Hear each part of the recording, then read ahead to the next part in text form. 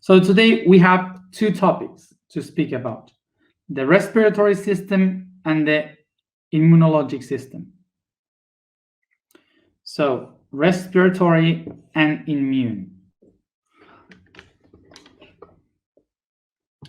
So respiratory, what it means, again, and spirare, that means to blow. So what it means respiratory is the system that once and again repeats a blowing. So what is immune? Immune comes from in, that means inside, and munere, that means to build a fortress or a wall. So immune means the fortress or wall that we build to protect the inside. So these are the two systems that we are going to speak about today. Something that I repeated many times is that we have to remember that the word spirits comes from this word, to the respiration, to breathe. Basically, because for the ancient ones, the first humans, they thought that the spirit, the soul, was related to the breath, was related to the blowing inside of the body. Okay, so this represented the life, the spirit. So this is why breathing give birth to the idea of the spiritual world. So in this case, what we can say is that the respiration is the way in which we can understand the movement of the spirit along the entire universe. How we understand the movement of the spirit of the soul throughout the entire cosmos, and how it is, because exactly the same way in which we breathe is how the universe kind of breathes too. The universe is expanding and contracting all the time. So this repetition through millions of years is what we can call the respiration, the breathing of the cosmos. Something that we have spoke about many times, which was the inhalation, the holding the air, and exhalation of the universe. So the spirits would move through the universe as the air moves within us in the respiratory system. So let's try to understand the respiratory system. Let's try to make it as best I can do it.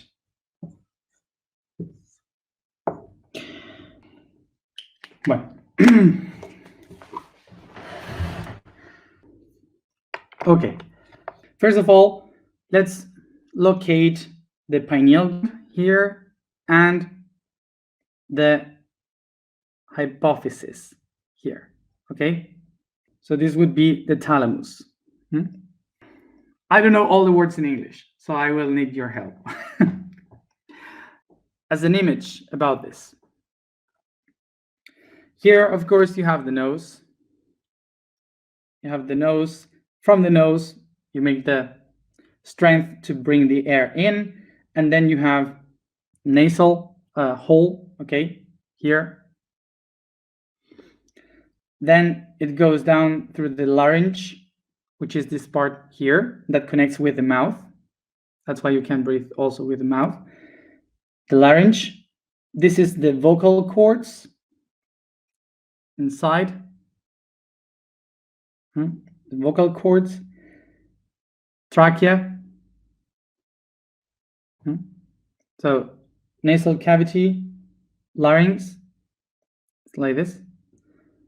Larynx, trachea,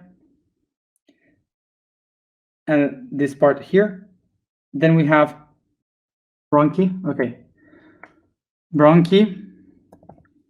This would be the bronchi. These others will be the bronchioles.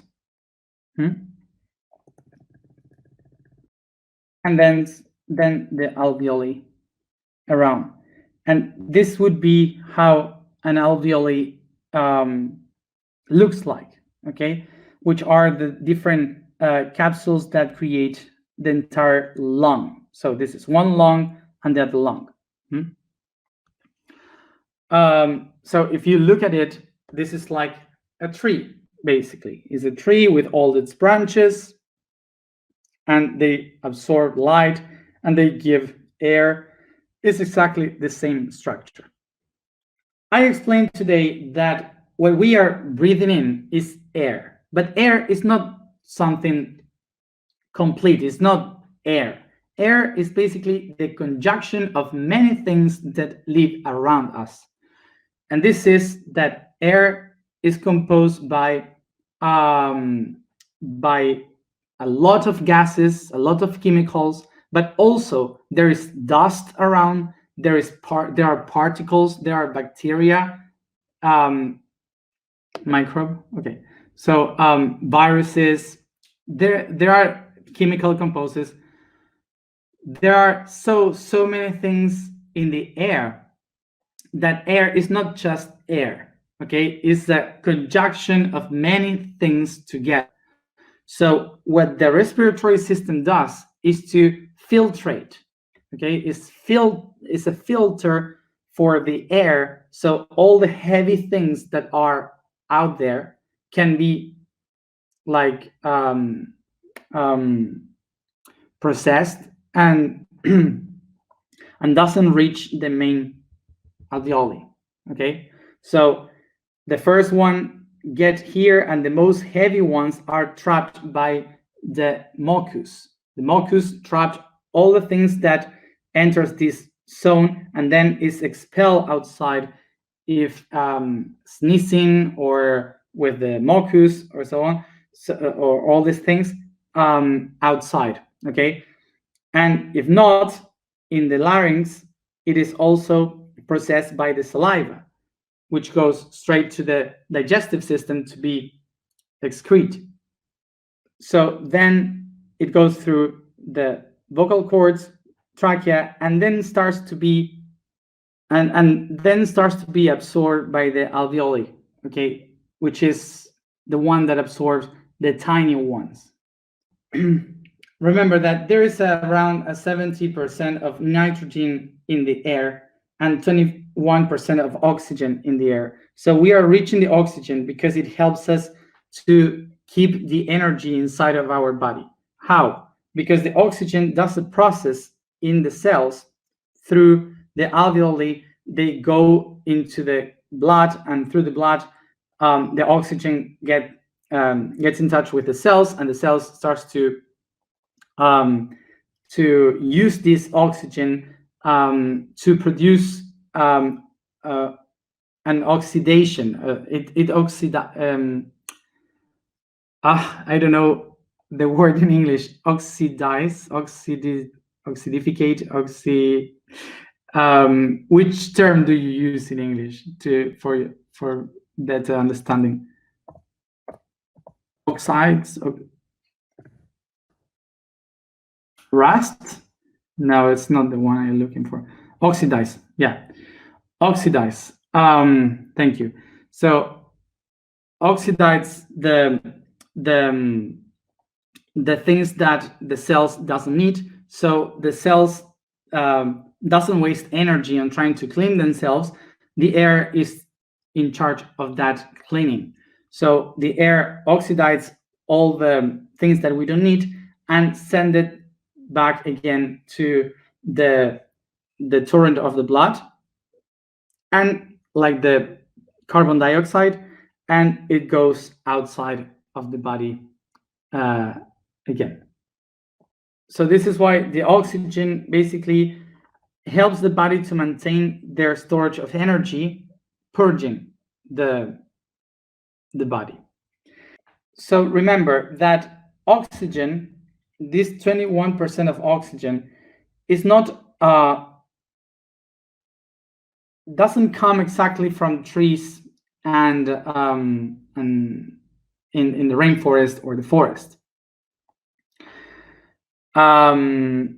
This oxygen was created and fill up the atmosphere of our planet around 2300 million years ago. 2300 million years ago, when the phytoplankton started to fill up the oceans doing photosynthesis. By the process of photosynthesis, the plants uses the nitrogen and carbon. They absorb these chemical components, and they release the oxygen because they don't need them. Okay, they don't need the oxygen for anything to do photosynthesis. So they storage the carbon and they release the oxygen. So this is why we, the animals, started to use the oxygen for our energy so we can move. Because we couldn't do photosynthesis, we ate the plants, but we need to move according to that. So that's why we uses the oxygen to restore the energy at the time in our cells so we can move forward. Even if we today believe that the oxygen comes from the trees, of course that it comes from trees, but most of it comes from the oceans because of phytoplankton. Since millions of years ago, they produce the huge amount of oxygen that we use in our world. So most of it is produced when they die in the poles, okay, in the Antarctic Ocean and the Arctic Ocean. So there is released all the huge amount of oxygen to the atmosphere. So when we think about all the oxygen, we have to think also about the oceans. So remember this, of course, that trees are important. We should not cut the trees. We should not do what we are doing in the world with the trees, with the rainforest. We have to protect the trees because they not only give oxygen to us, they also control the temperature of the planet and so on. But it's important to know too that when we are increasing the heat of the planet, just if the oceans have 1 degree more of temperature, the phytoplankton can die because they are really sensitive, like the corals. Okay, so if they start to if the ocean starts to get heat for 0.5 degree or 1 degree more, is the algae, the plankton that die, the phytoplankton that dies. So being objective with this, we can live without trees, but we cannot live without phytoplankton. So once we understand from where it comes, the oxygen we breathe, why we breathe, and what it does inside of us, the breathing, let's understand the most bigger picture of what is breathing in our life, so we can get the universal point of this. So now we can picture this image from the entire cosmos. The air we breathe is like the entire universe. So we have a lot of nitrogen, which is the essence of information in the universe. And then we have the oxygen, which is like the light beings, the spirits. And they are here free, but mostly they are connected to the carbon, so a dark being. The dark being, the carbon, connected to the oxygen, is like the yin-yang of the universe, the manifested and the subtle planes. So they live together as one.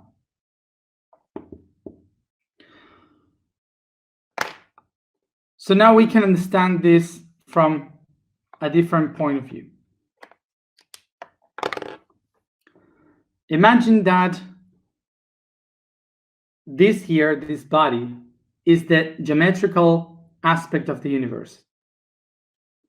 And then around the air is the information of the cosmos.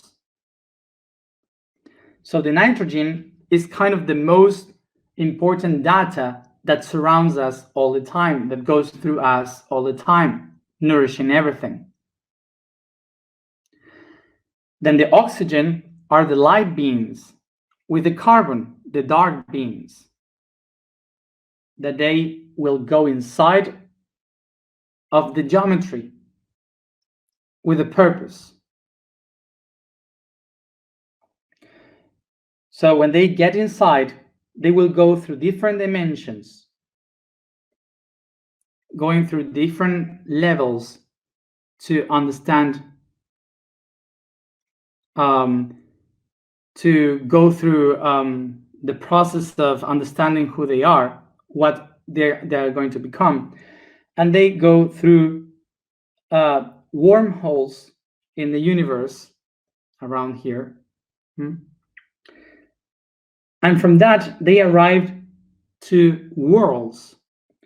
And in these worlds, these beings, the dark ones and the light ones, they get inside of the currents of history of these worlds that goes into bodies that we call cells. And when those spirits goes into the bodies of the cells, they start to clean the body of karma, giving the energy that we call dharma. So they take back the karma as a process of learning, and they give it back again through the same system outside in the air of the cosmos as data.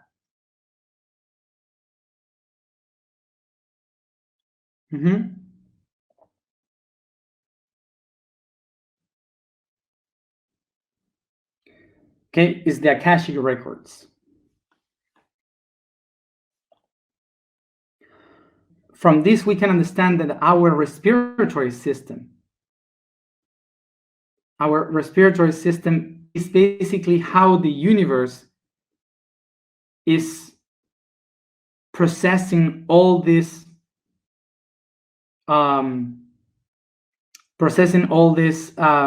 souls and beings and data and information that goes inside of us, incarnates in the cells that we call the bodies, processed through karma and dharma, all the history, and then goes back to the source. So basically, every time that we breathe is kind of like an age for the universe. So this happens in many worlds. Every time that we breathe, thousands of cells die and thousands of cells are born. Every time we breathe. So every time we do that, we fill up with energy and information, with souls and spirits, every one of our cells of our world. So the universe expands, the lungs expand, and this has a limit. The limit is the diaphragm. Here is an elastic tissue that it will expand when the spirits come and born in the planets, and then it contracts again, sending them back to the universe. Like, this is the end. You have to start reset again. So this process that is so tiny, it is like exactly like if in every inhalation we are living 2,000 years of history, and then in the exhalation we are living 2,000 more. So all this process of time that has happened was a history for our body. So now every time that we take a breath, we will think about it. So the people that smoke, the people that doesn't know how to breathe, you have to learn how to do it. Because now you can ask yourself, what are you bringing to the worlds inside of your universe? What information are you bringing to every one of your cells, of the beings that live within you? So when we, for example, ask to the universe or God, why are you bringing this reality to us? So we have also to think about, what are we bringing to the world? And remember always, don't breathe through your mouth. Your mouth has been done for eating. It's connected with another tube going down. So breathing through the mouth is basically a need of air, like when you are healing or trying to take something for release or something like this. Okay, so in that moment, yes, but normally when you are trying to be in harmony, the nose, only the nose is the one that prepares you to be in harmony. Okay, remember also that it's important to know that we usually breathe with this part when we do that, and this is not good.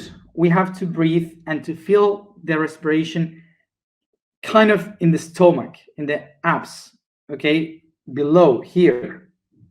So we do it much more complete, the entire process.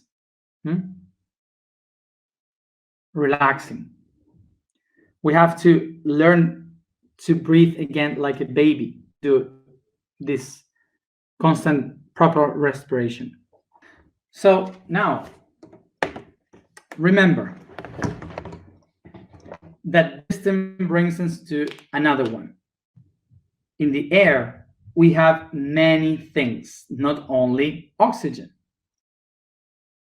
We have parasites, microbes, we have bacteria, virus, many dark beings. So let's go into this system. This takes us to the immune system. Why I call them the dark beings? Not because they are bad, but because they are tools that help everything to evolve in a very pushy way. To understand this, the dark beings are not bad beings. Okay, dark beings are helpful in the process of evolution. They help the beings to evolve. They help in the transformation of everything.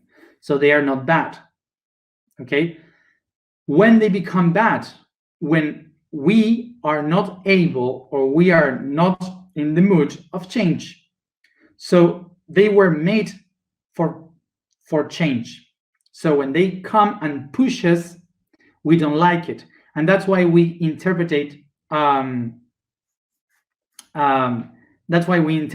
that they are bad. But saying this is like saying that water is bad because there are tsunamis. Water is no bad. It's just that the way in which I found the water in that moment, it was horrible. But this doesn't mean that the ocean or the water is bad. Okay? Immune system. Let's try to understand how this begins. It's not for defense at the beginning. This system was made for evolution. And for this, we have to understand the beginning of this. The nature is not fighting itself. It's not something that is trying to kill something out. Nature looks for symbiosis. Symbiosis is that basically everything lives in harmony, all together as one, which means that nothing in nature was done against nothing. Basically, everything that appears is just to control the balance between each one of the parts. This is what symbiosis means, that everything appears in order to control the quantity of the things and the use of things. This is like when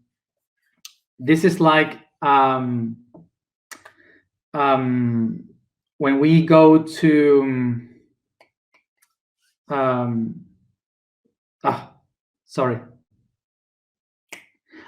to the video that we spoke yesterday, to the endocrine system, we will know that homeostasis, this system, was designed in order to find this balance between all the parts. So nature does exactly the same. Nature is finding symbiosis, which is all lives together. And by this, the systems evolve into ways that they can take benefit from the outside, and they can improve one to another, exchanging energy and transcending. So to understand the system, we can picture this in this way. The immune system is like a production of cells or chemical elements that absorbs one information, retain that information, understand that information, and then it shares it with all the other cells, because it says, I have a new environment, there is something outside that I don't understand, so I have to get this information, understand it myself, and then share it with the others so they know how to live in this new environment. So as a simple example, we can say that you and your entire family are moving to a new country where they speak another language, and nobody gets anything. So what you do is to go to this country with this family.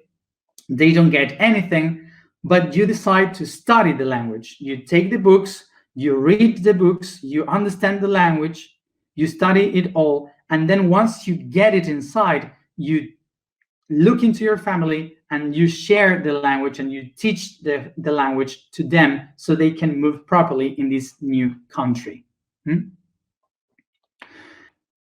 So now take this image in your head and recognize that once you learn how to live in that country, not only you survive in that country, but also you can exchange and share with the people of that country. So when we bring it into biology, you will understand that inside of you, you have more bacteria, parasites, and viruses than cells. In your body right now, you have much more viruses and bacteria than even cells. Because through thousands of years, we started to know how to combine, how to exchange with these environments. And we started to know how to live with them.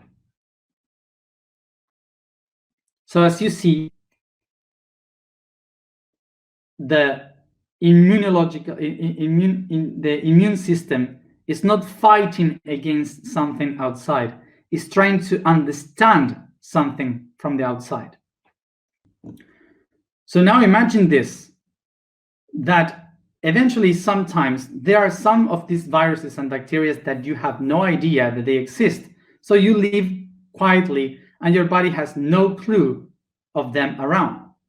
So imagine that you live with your family in this new country, all properly, living perfectly.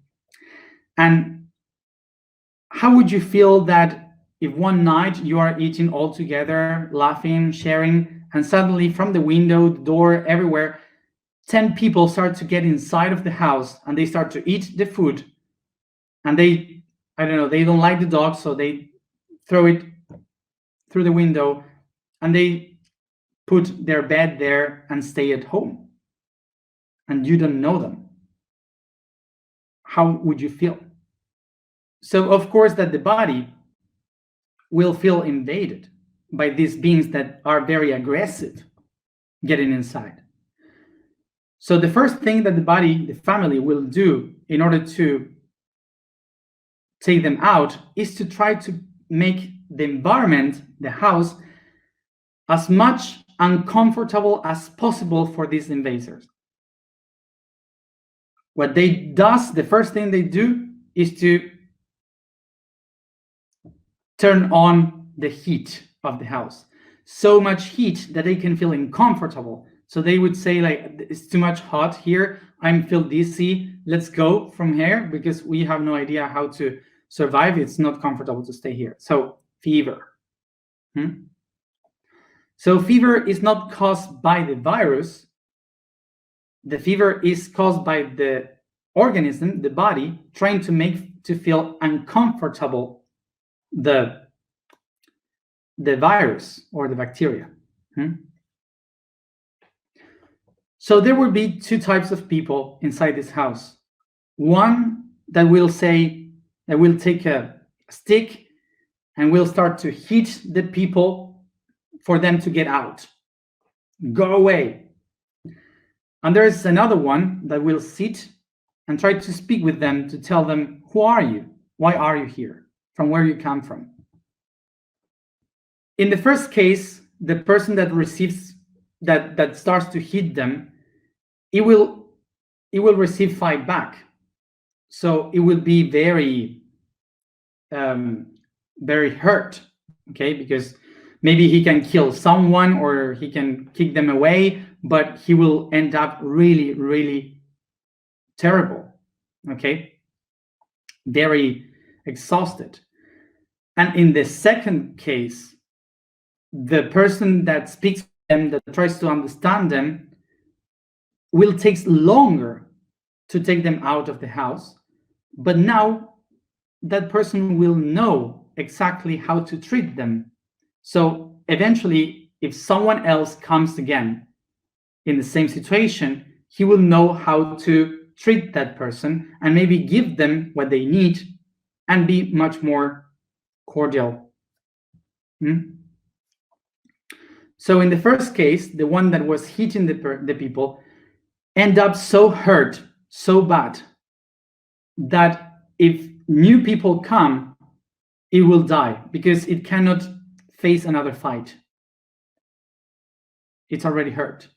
But in the second case, the person that spoke, it took a long time for him to understand. But anyway, it will help. It won't lose energy, okay, for them to, if someone else comes, it won't lose energy. So he knows already how to do them. The image of the next example would be that suddenly someone from the outside is realizing that there's people invading houses around, that there are people invading different houses.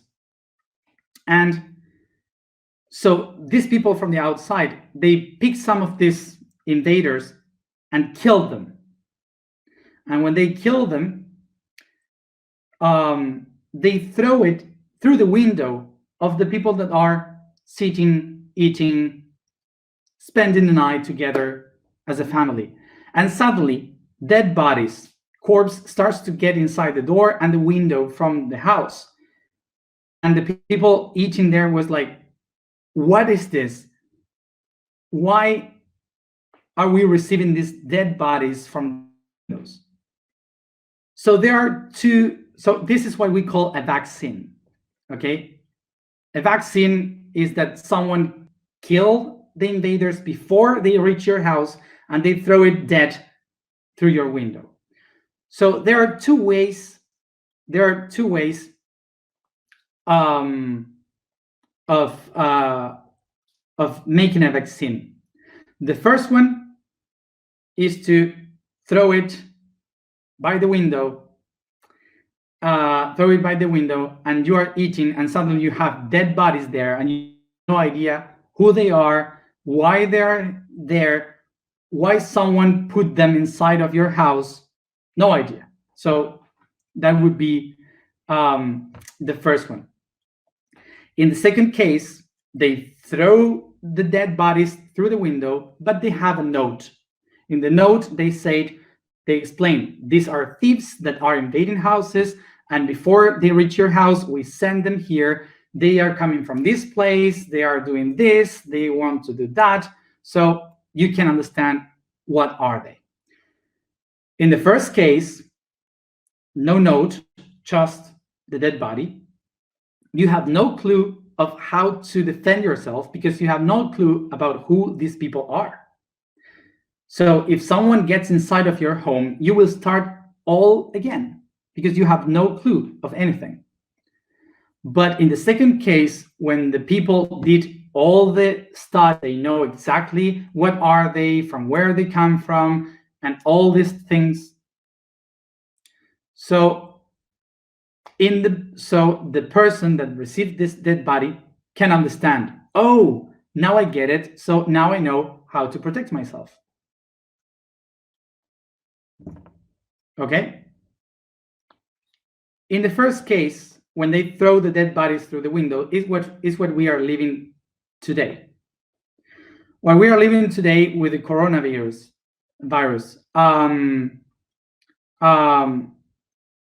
we are receiving dead bodies in our bodies because in order to know exactly this invader, you need at least 5 years of study of where they come from, how to treat them, and so on. So you need a long time, and we are having vaccines in just 1.5 years.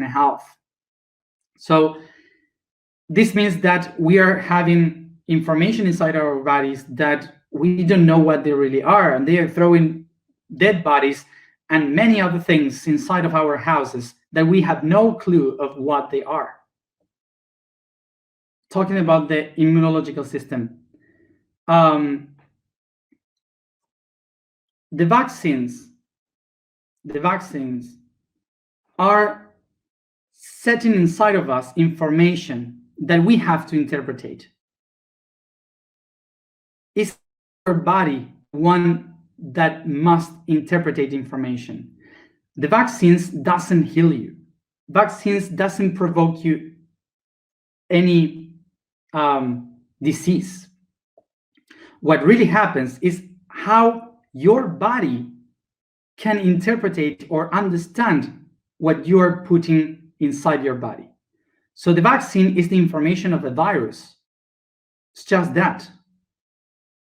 But every human has a different immunological system prepared for different things. So this is why it's not that one vaccine can heal you or a vaccine can kill you. It depends in what you eat, in how you accept the things from the outside. It depends on how you are. Okay, so the idea of this is that the virus, the immunological system is unique for every human being. It's different from every human being. So it's not that the vaccines will kill you or the vaccines will save you. It's just that the vaccines actually is giving you the virus, the information of the virus, so you can process inside that information. And if you don't know how to handle that information inside, if you don't interpret that information inside with your own immunological system, you won't be able to handle that information. That's why you can get sick or you can heal or whatever. So most of us humans, maybe the 80% of humanity, we can handle with our immunological system, we can handle the virus, maybe as a flu. And maybe the 20% of humanity can't handle it at all. They would be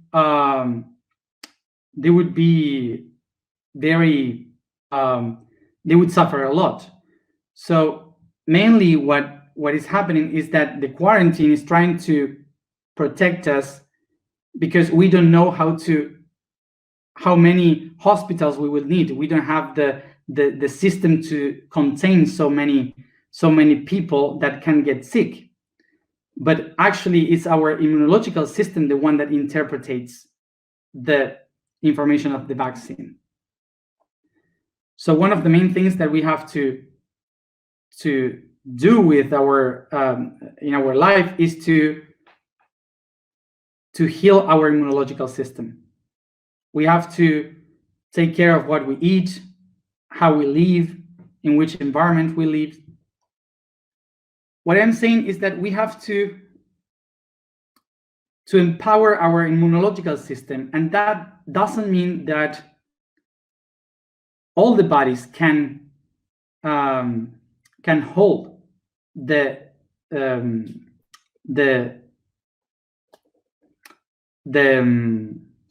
immunological system. Some people need the vaccines in order to help themselves, because they don't have the strength in order to do it by themselves. And we have to respect that, and also remember that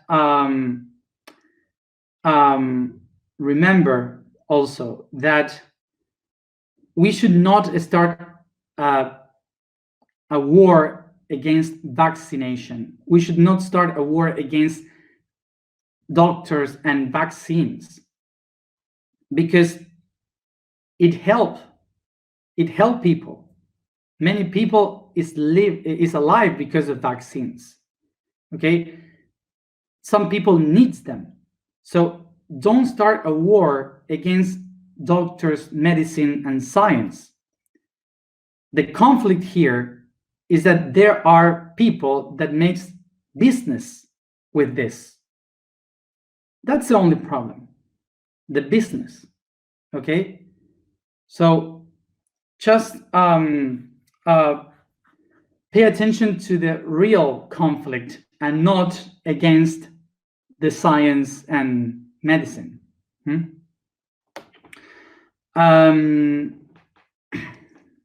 Okay, so for example, I don't want to vaccinate myself. I don't like that. I don't ever vaccinate myself, because I rather trust my own immunological system. So I don't like to put vaccines on me. I want to do this by myself. Okay, so it's my choice, but I cannot tell other people for them to not to vaccinate, because each person has their own immunological system, and you know if you trust it or not. So don't force others to do something against. Okay, don't force others to vaccinate or not to vaccinate. Okay, each one has to know its own immunological system, to trust its own immunological system. So I wanted to speak about this because this affects all of us, of course, today. And I wanted to say this, that this is not white or black. So this is what takes us in this week. That we have to understand that we should not push others to do something against their will, whether it is vaccinate or not. So we have to understand that we have to know ourselves. First of all, we have to know our system, and from there to take the decision if we want to do that or not. But it's not or one or the other. It's your own responsibility for the system not to force you to be vaccinated, because it's your right in your body. So once said this, let's go to the alignment. I know that this gives data for a long chat, but I cannot be here for hours. So I just expect that this is useful for you to decide your own paths and ways. The vibration today is Khe. The statement for today is, I am a channel of communication.